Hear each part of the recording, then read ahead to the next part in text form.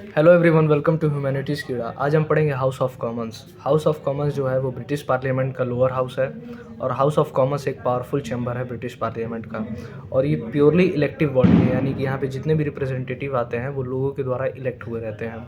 और इसे primary legislative body भी कहा जाता है, क्योंकि जितने भी कानून बनाए जाते हैं वो यहीं पर बनाए जाते हैं। हाउस ऑफ कॉमन्स जो है वो डेमोक्रेटिक एलिमेंट ऑफ पार्लियामेंट को रिप्रेजेंट करता है, जबकि हाउस ऑफ लॉर्ड्स जो है वो एरिस्टोक्रेसी को रिप्रेजेंट करता है।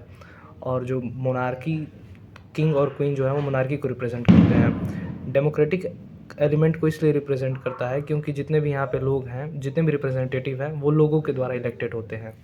इसके फीचर्स में देखेंगे तो कंपोजिशन क्या है, तो 650 मेंबर हैं, यानी 650 जो है इसमें रिप्रेजेंटेटिव आते हैं अपने कंस्टिट्यूएंसी को जो रिप्रेजेंट करते हैं।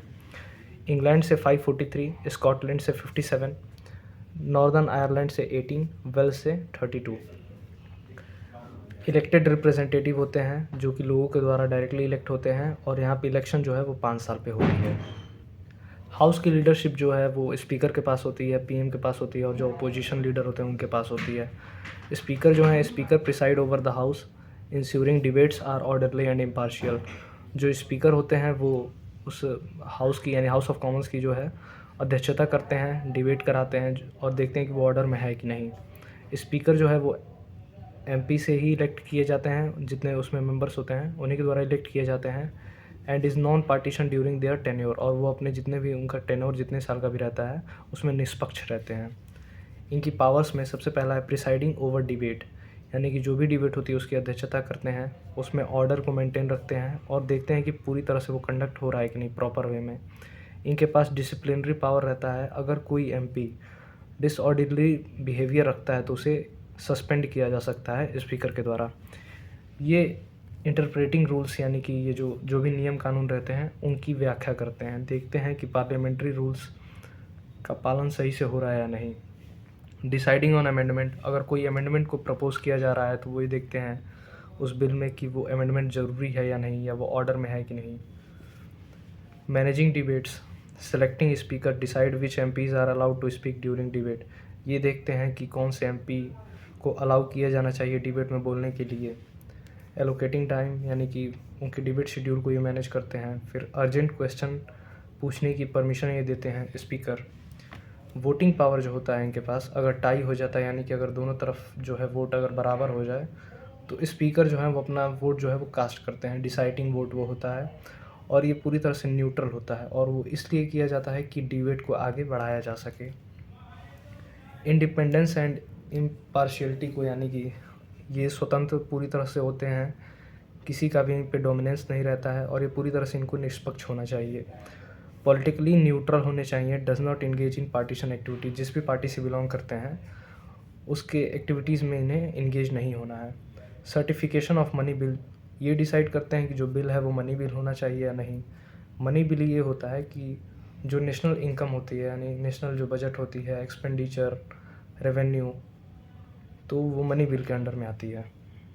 फिर हाउस की लीडरशिप के अंडर में आते हैं PM. The leader of political party with most seat in House of Commons become PM and head of government. जिस पॉलिटिकल पार्टी के पास बहुत ज़्यादा सीट रहती है तो उसके जो लीडर हैं वो पीएम कहलाते हैं, और वो हेड ऑफ गवर्नमेंट भी होते हैं। फिर लीडर ऑफ अपोजिशन आते हैं उसी लीडरशिप में हाउस के। The leader of the largest oppositional party act as counter balance to government. जो भी अपोजिशनल पार्टी होती है उसके लीडर जो होते हैं वो लीडर ऑफ अपोजिशन कहलाते हैं, और ये गवर्नमेंट को काउंटर बैलेंस करते हैं। अब देखते हैं हाउस ऑफ कॉमन्स के फंक्शन क्या क्या हैं। सबसे पहला लेजिस्लेशन का काम। इंग्लैंड में यूनिटरी फॉर्म ऑफ गवर्नमेंट है, और हाउस ऑफ कॉमन्स के पास बहुत ज़्यादा इनोरमस पावर है लॉ मेकिंग के मामले में। There is no law which House of Commons can't pass. कहा जाता है कि ऐसा कोई भी कानून नहीं है जिसे हाउस ऑफ कॉमन पास ना कर सके। Supreme authority in law making किसके पास है? हाउस ऑफ कॉमन्स के पास ही है।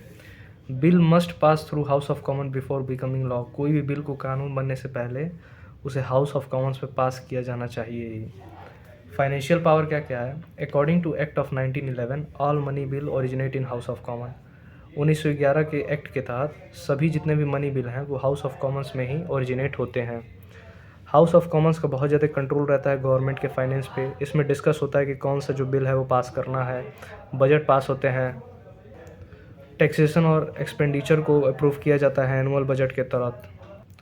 अगला फंक्शन क्या है कि कंट्रोल ओवर एग्जीक्यूटिव, जो भी कार्यपालिका होती है उस पर बहुत ज़्यादा कंट्रोल रहता है हाउस ऑफ कॉमन का। Due to parliamentary form of government, executive is responsible to popular chamber House of Common. Parliamentary form of government होने की वजह से जो एग्जीक्यूटिव है वो अपने हर एक एक्ट को बताता है पॉपुलर चैम्बर में, जो कि हाउस ऑफ कॉमन्स है। By seeking information about action of government, member of House of Common put question to government and ministers are oblige to give reply. यानी कि हाउस ऑफ कॉमन्स के जो other member हैं वो question पूछते हैं government की किसी नीति के बारे में कि क्या उनका प्लान है, और जो काउंसिल ऑफ मिनिस्टर्स रहते हैं उन्हें रिप्लाई देना पड़ता है। क्वेश्चन आवर क्या होता है कि एक वीक के जो 4 दिन होते हैं उसमें 1 घंटा जो है वो आंसरिंग क्वेश्चन पे डिवोटेड रहता है कि इस दिन ये सब पूछे जाएंगे, तो वही क्वेश्चन आवर है।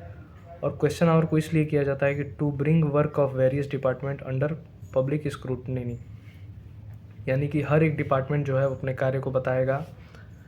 इससे ये होता है कि अकाउंटेबिलिटी जो है वो बरकरार रहती है। अब किसी भी बिल को पास किए जाने का प्रोसेस क्या है? Passing legislation. बिल को इंट्रोड्यूस किया जाता है, उस पर डिबेट होता है और मल्टीपल स्टेजेस में उसमें वोट होते हैं। फर्स्ट रीडिंग में बिल को इंट्रोड्यूस किया जाता है, सेकेंड रीडिंग में उस पर डिबेट होता है कि आखिर में बिल का काम क्या है, उसका पर्पस क्या है, कौन से प्रिंसिपल पे बेस्ड है। तीसरा जो कमेटी स्टेज होता है उसमें बिल को एग्जामिन किया जाता है कि उसमें अगर कुछ चेंजेस लाने हो, कुछ अमेंडमेंट लाने हो तो वो देखा जाएगा।